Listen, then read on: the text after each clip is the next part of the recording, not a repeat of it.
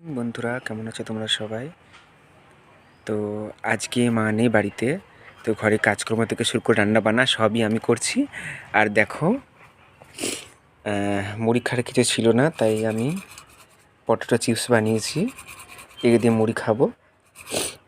আর দাঁড়াও, এই যে এখানে এখানে লাউ কুকারে একটু সাজলে নিয়েছি।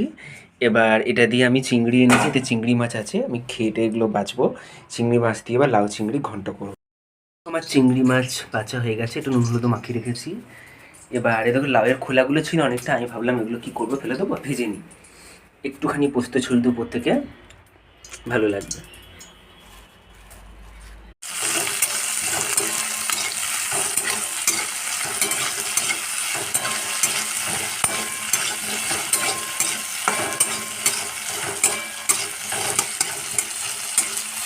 চিংড়ি মাছ কটা ভেজে নেবো, দিয়ে ওই সেই লাউটা দিয়ে দেবো। দেখো, আমি তো অত ভালো রাঁধুনি নই, একটু দূর করি, বিশেষ করে যখন মা বাড়িতে থাকে না বা যখন দরকার হয়,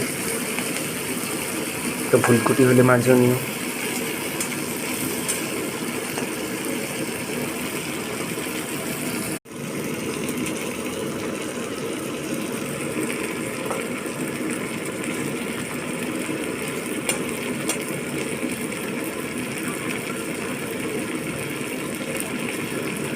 এগুলো ভাজা হয়ে গেছে, এবার আমি লাউটা এর মধ্যে দিয়ে দেবো।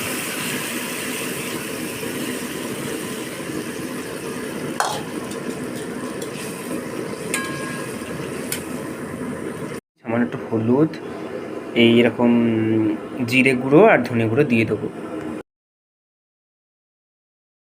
পরে দরকার হয় মিশিয়ে।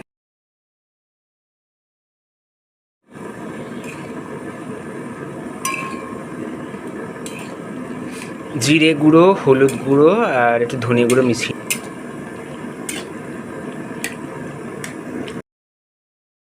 প্রায় হয়ে এসেছে। এরপর ভাত চাপিয়ে দেবো, তাহলেই খাবার কমপ্লিট।